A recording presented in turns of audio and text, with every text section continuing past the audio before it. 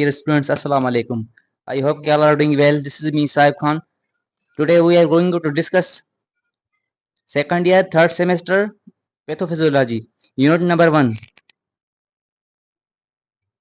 आज हम डिस्कस करेंगे pathophysiology second year third semester unit number 1। तो इसमें जो है ना ये ऑब्जेक्टिव है, इसमें जो है पहले वीडियो लेक्चर में हम 3 ऑब्जेक्टिव डिस्कस करेंगे एंड देन सेकंड पार्ट में जो है ना रिमेनिंग ऑब्जेक्ट डिस्क्राइब करेंगे। तो पहला हमारा ऑब्जेक्टिव है क्या, डिफाइन पैथोलॉजी एंड पैथोफिजियोलॉजी। तो हम सबसे पहले इसको डिफाइन करेंगे, व्हाट इज पैथोलॉजी, पैथोलॉजी क्या होती है। अब पैथोफिजियोलॉजी दो कॉम्बिनेशन ऑफ 2 टर्म्स हैं, ठीक है, तो इसको हम डीप में एक्सप्लेन करेंगे, ठीक है। सेकंड हमारा ऑब्जेक्टिव है differentiated among pathophysiology and other biomedical science, ठीक है, तो इनके बीच में जो डिफरेंस है, इसका रिलेशन है, उसको हम देखेंगे।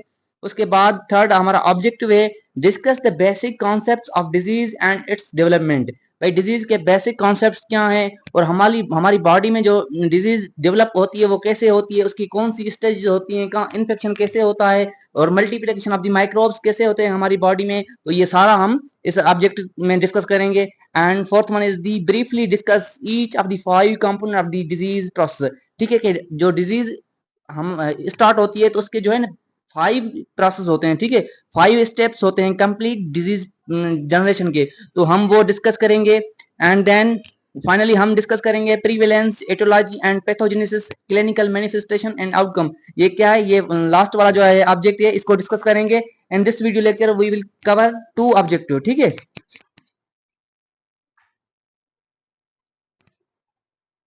सबसे पहले हम डिस्कस करेंगे पैथोलॉजी। पैथोलॉजी क्या है, एक ग्रीक लैंग्वेज का टर्म है जो कि जिसकी मीनिंग है पैथोस, पैथोस से ड्राइव किया गया है, जिसकी मीनिंग है फीलिंग और सफरिंग मींस के डिजीज। अब इसकी जो सिंपल डेफिनेशन है पैथोलॉजी की वो क्या है, study about disease, study about causative of disease means के डिजीज के हम काजेशन को पढ़ें, ओरिजिन को पढ़ें कि डिजीज कहाँ से ओरिजिनेट हो रही है, तो उसको क्या कहते हैं पैथोलॉजी, ठीक है।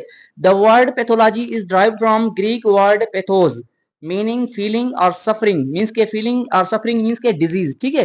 And logy as you know, logy means study. अब सिंपल हम कह सकते हैं pathology is the study about cause of disease means के जो डिजीज हो रही है हमें एक लिविंग ऑर्गेनिज्म को, एक ह्यूमन बीइंग को, तो वो किस उसका कॉजेटिव एजेंट क्या है, उस डिजीज के बिहाइंड रीजन क्या है, रीजन क्या है, तो हम उसको स्टडी करते हैं पैथोलॉजी में, ठीक है।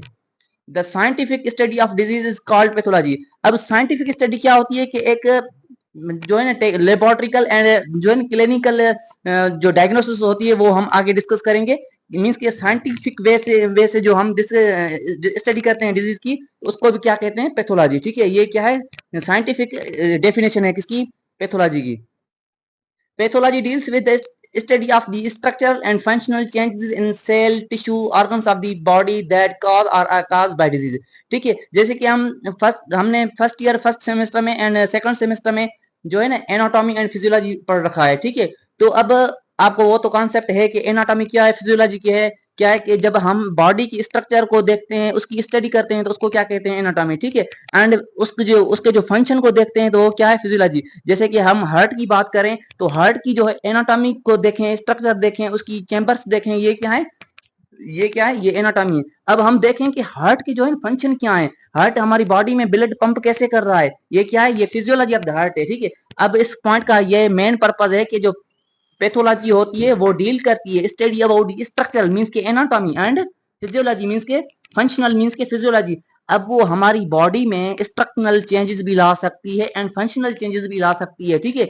And changes in cell tissue organs, जो भी हमारी बॉडी में सेल्स होते हैं, टिश्यू होते हैं, तो वो पैथोलॉजी में हम डिस्कस करते हैं कि इस डिजीज से उनमें कौन से वेरिएशंस आए हैं, उसकी फंक्शन में चेंजेस क्या आई है, उसकी स्ट्रक्चर में चेंजेस क्या आई है, ये सारा हम डिस्कस करते हैं किसमें, पैथोलॉजी में, ठीक है।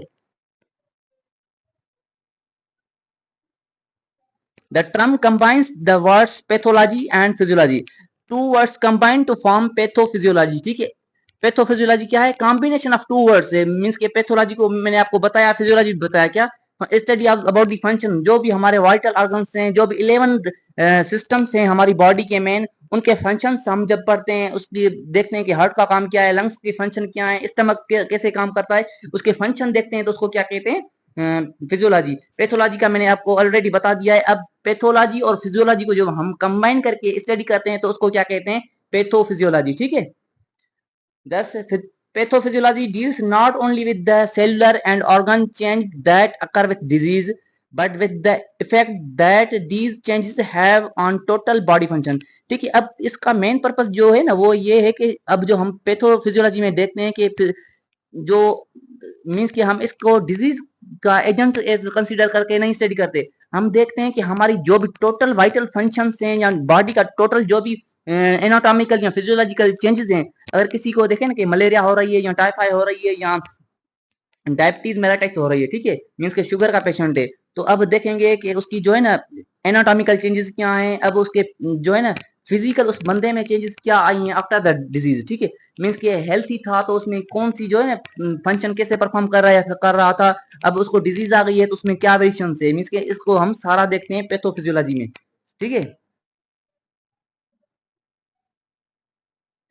उसके बाद in alternative definition is the study of biological physiological manifestation of disease as they correlate with the underlying abnormalities and physiological disturbance, ठीक है। तो अब अल्टरनेटिव डेफिनेशन क्या है पैथोफिजियोलॉजी की, तो इसमें हम बेसिकली मैंने आपको बताया कि जो पैथोलॉजी होती है वो स्टडी अबाउट काज डिजीज का, हम इसको इसमें जो है काज डिस्कस करते हैं,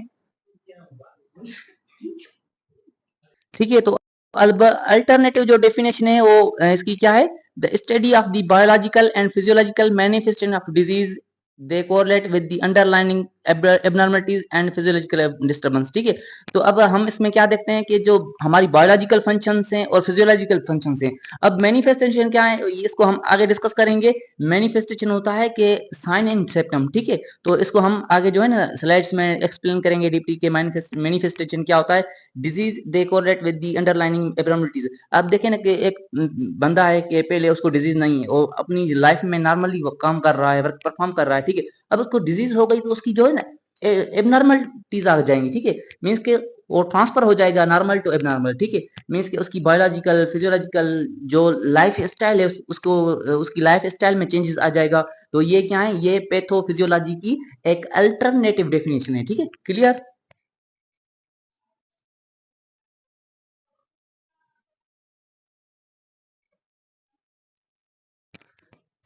अब बात करेंगे माइक्रोबायोलॉजी, ठीक है। As you know microbiology Greek language का टर्म में माइक्रोब्स से लिया गया है जिसकी मीनिंग है स्मॉल, ठीक है। As you know bios means life and logy means study, ठीक है। अब इसकी जो सिंपल में हम डेफिनेशन बना सकते हैं कि microbiology is the study about the microbes, ठीक है।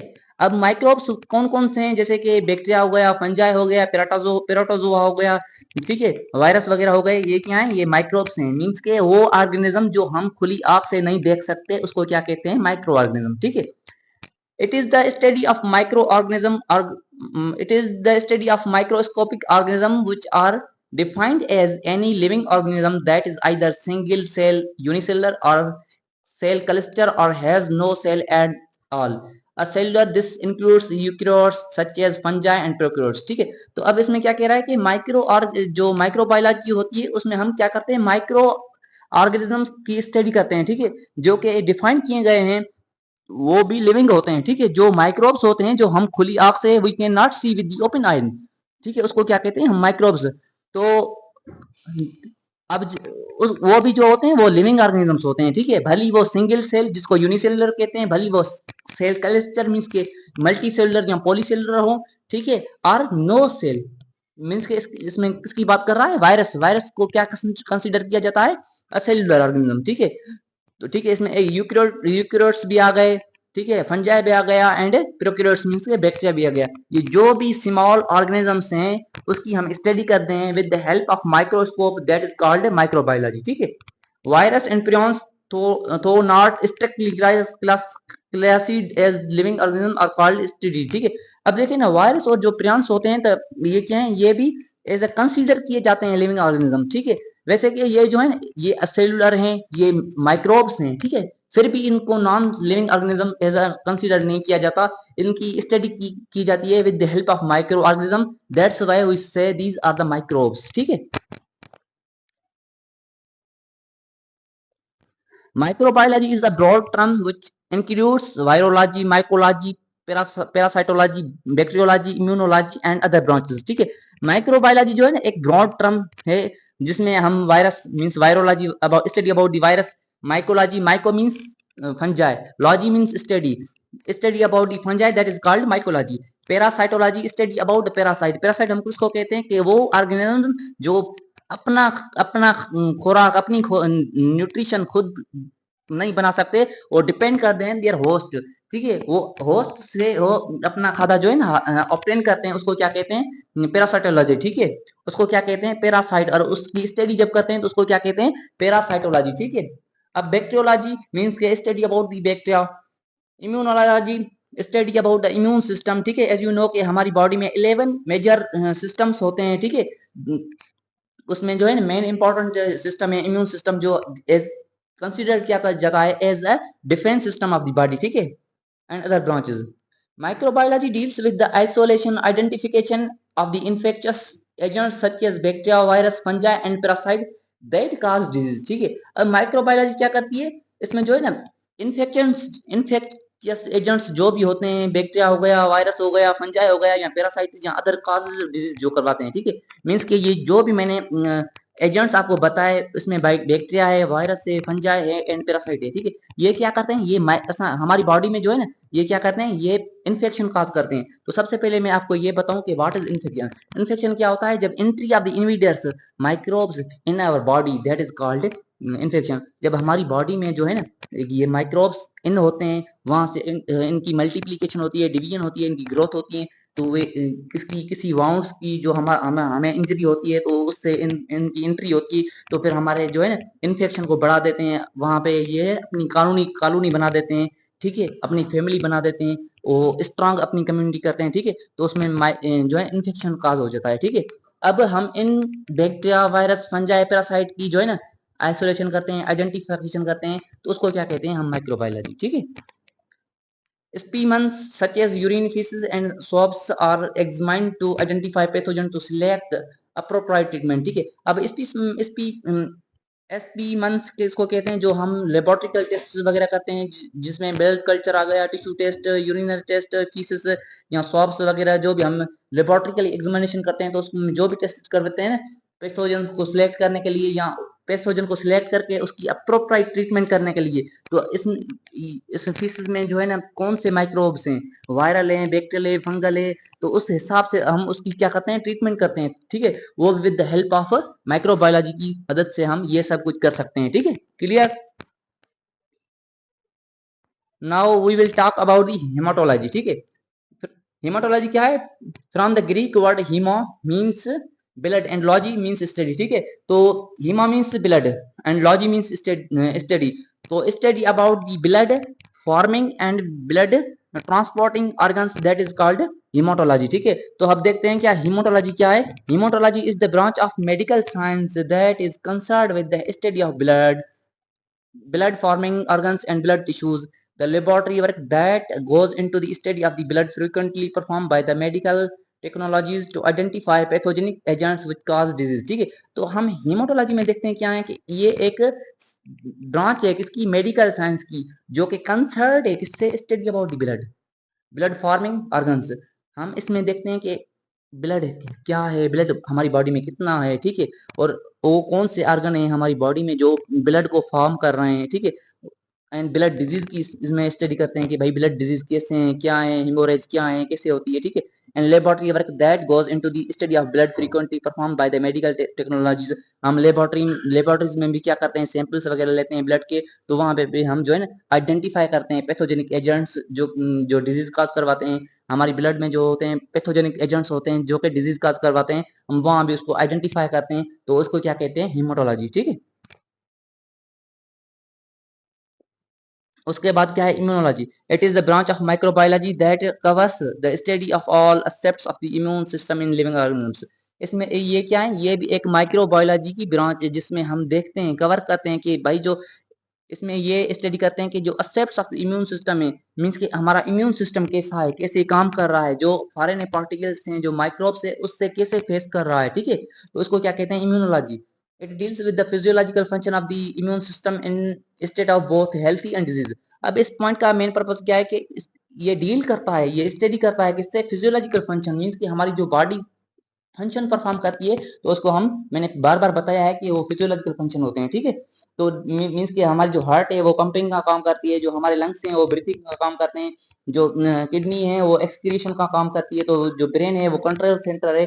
एक बंदा, एक पर्सन, एक लिविंग ऑर्गेनिजम्स इंडिविजुअल हेल्थी है, ठीक है, दूसरा अनहेल्थी है, मीन्स के उसको डिजीज है, डिसऑर्डर है, ठीक है। अब एक हेल्थी और डिसऑर्डर की हम कंपेयर करेंगे कि एक बंदा डिजीज से पहले उसकी बॉडी कैसे काम कर रही है और डिजीज के बाद उसकी बॉडी कैसे काम कर रही है, मीन्स की comparison between healthy and unhealthy person, that उसमें देखेंगे कि उसका इम्यून सिस्टम कैसे काम कर रहा है, मीन्स की इम्यूनिटी कितनी स्ट्रांग है, वो फॉरेन पार्टिकल से कैसे फाइट कर रही है, वो बॉडी को कैसे सेव कर रही है, ठीक है, कैसे डिफेंस कर रही है, ठीक है।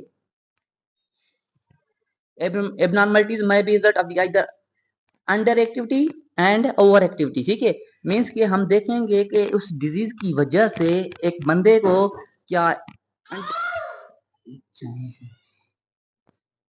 अब जो है ना हम इसमें देखेंगे कि अंडर एक्टिविटी क्या है, ओवर एक्टिविटी क्या है, मीन्स कि अंडर एक्टिविटी के इम्यून डिफिशियंसी, मीन्स के इम्यून का जो काम है वो अब कैसे कर रहा है, अंडर एक्टिविटी, और ओवर एक्टिविटी जिसमें हम क्या कहते हैं, auto immunity and allergy, hyper sensitivity. अब आपको हाइपर सेंसिटिविटी का थोड़ा कॉन्सेप्ट देना चाहता हूँ कि जो हाइपर सेंसिटिविटी होती है वो क्या होती है, जब हमारे इम्यून सिस्टम एक्स्ट्रा रिस्पांस देता है, एक्स्ट्रा रिस्पांस शो करता है, मीन्स के जो डिजायर्ड नहीं होता, जो अनएक्सपेक्टेड रिएक्शन देता है, तो उसको क्या कहते हैं, हाइपर सेंसिटिविटी। हाइपर सेंसिटिविटी क्या है, auto immune response of the immune system, तो उसको क्या कहते हैं, हाइपर सेंसिटिविटी, ठीक है।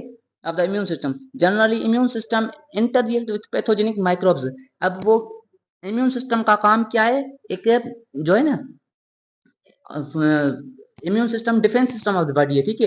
वो क्या करता है, एज आर्मी तौर पे काम करता है, जो हमारी बॉडी को सेव करता है पैथोजन से, पैथोजन और माइक्रोब से इंटररिएक्ट करता है, ताकि बॉडी जो है ना मजीद डिफेंस, सॉरी बॉडी जो है ना हमारी जो है ना वो क्या है कि मजीद जो है ना डिजीज से और इन्फेक्शन से बच सके, ठीक है। उसके बाद हम डिस्कस करेंगे हेल्थ, ठीक है। In 1948 the preamble to the constitution of the World Health Organisation, जो 1948 में जो है परमिएबल आइन के मुताबिक जो वर्ल्ड हेल्थ ऑर्गेनाइजेशन जो एक एजेंसी है वो इस्टेब्लिश हुई थी 1948 में, ठीक है। तो उसने डब्ल्यूएचओ ने एक डेफिनेशन दी है किसकी, एक एक्सप्लेनेशन दी है किसकी, हेल्थ की, हेल्थ अकॉर्डिंग टू डब्ल्यूएचओ क्या है, ठीक है। Define health as a state of complete physical, mental, and social well-being, and not merely the absence of disease and infirmity, ठीक है। कि अकॉर्डिंग टू डब्ल्यूएचओ हेल्थ क्या है, हेल्थ क्या है, complete state of physical, mental, social wellbeing, ठीक है। Means में के उसमें जो है ना फिजिकल और मेंटली, फिजिकली भी प्रिपेयर हो, मेंटली भी प्रिपेयर हो, और सोशली भी वो प्रिपेयर हो, तो ये क्या है, ये डब्ल्यूएचओ की डेफिनेशन है ऑफ हेल्थ, ठीक है। And absence of disease, means के वो हेल्थी हो ना कि अनहेल्थी हो, ठीक है। उसमें कोई भी जो है डिजीज वगैरह या इलनेस या डिसऑर्डर ना हो, प्रॉपरली जो है ना हेल्थी हो, ठीक है। अब बात करेंगे डिजीज, ठीक है। तो सबसे पहले मैं यहाँ पे आपको एक और भी कॉन्सेप्ट बताना चाहता हूँ कि हमारे जो मोस्ट ऑफ द स्टूडेंट्स होते हैं ना वो इस में परेशान हो जाते हैं कि भाई डिजीज, डिसऑर्डर, इलनेस, तीनों टर्म्स के जो थ्री वर्ड्स हैं इनके कॉन्सेप्ट्स आपस में मिलने जुलने वाले हैं, इंटरकनेक्टेड हैं।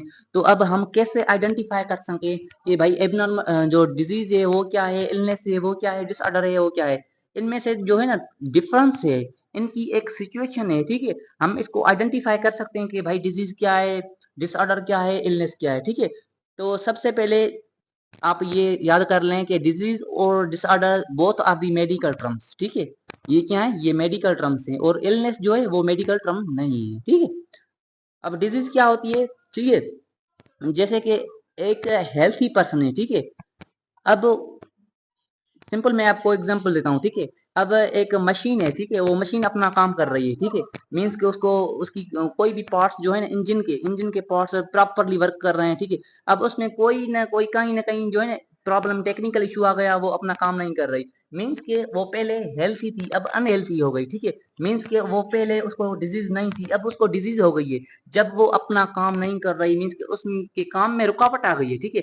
ऐसे ही हमारी ह्यूमन की बॉडी जो है ना एक मशीन है, ठीक है। तो हम जब हेल्थी होते हैं, काम करते हैं, हमें कोई भी डिजीज वगैरह नहीं होती। जब हमारे काम में रुकावट आ जाती है, हम फील करते हैं कि भाई हमसे ये नहीं होगा, मीन्स के उसमें जो है ना प्रॉपर हम परफॉर्म नहीं कर सकते, तो उसको क्या कहते हैं, डिजीज, ठीक है।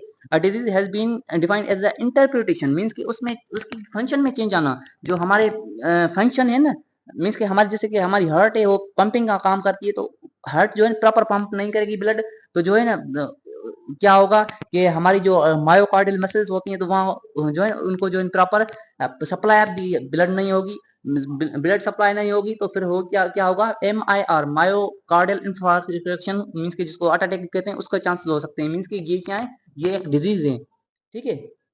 और डिसऑर्डर क्या है, डिसऑर्डर्स जो है ना वो क्या होते हैं कि जैसे कि एंजाइटी, डिप्रेशन, ये क्या है, ये डिसऑर्डर्स हैं। अब इलनेस, इलनेस में बोल रहा हूँ कि I am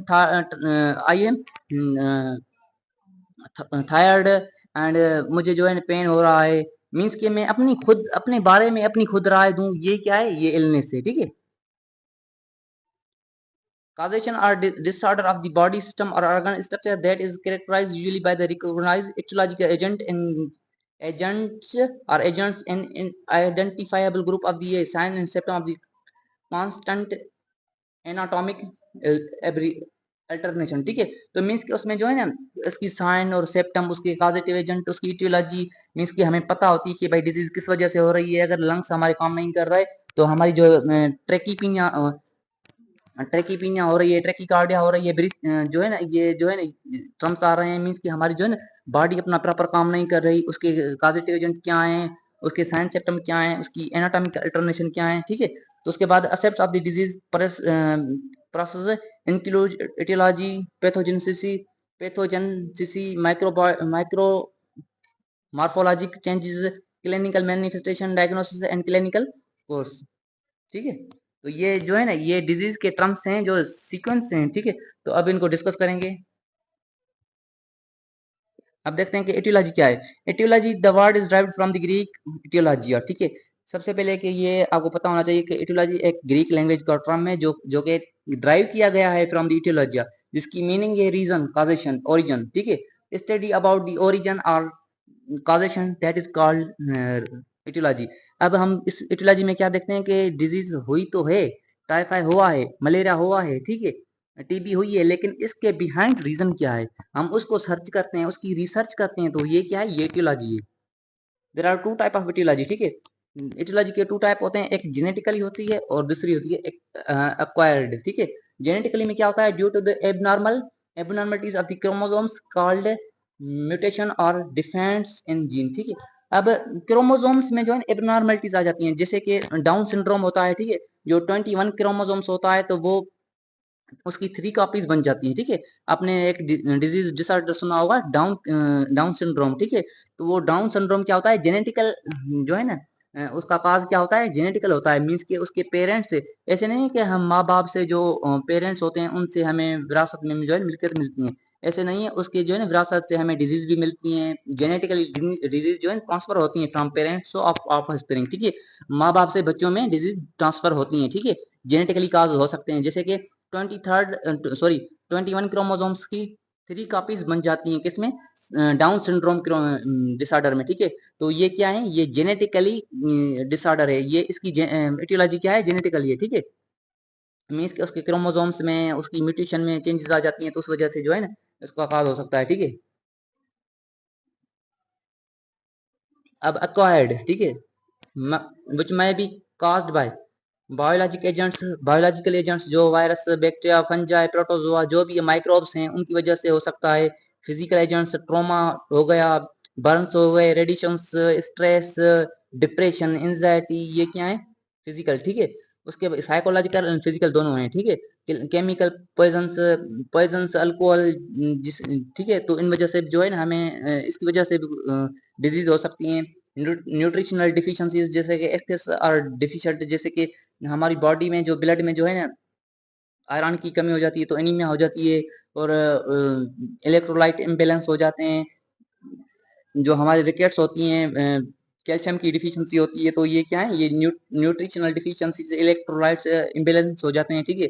abnormal immune reaction जैसे कि हाइपर सेंसिटिविटी हो गया, ऑटो इम्यूनिटी रिएक्शंस होते हैं, एलर्जी हो गया, मीन्स के जो इम्यून जो सिस्टम होता है उसके रिएक्शन एबनॉर्मल होते हैं, फिजियोलॉजिकल फैक्टर्स, ठीक है। तो डियर स्टूडेंट्स, जैसे कि ये जो हमने 3 ऑब्जेक्टिव इस फर्स्ट पार्ट में डिस्कस किए हैं, तो इंशाल्लाह तमाम जल्द वेरी सून हम जो है ना सेकंड पार्ट इसका अपलोड करेंगे। तो तब तक इजाज़त दीजिए, मुझे अपनी दुआओं में याद रखिए। टेक केयर, अल्लाह हाफ़िज़।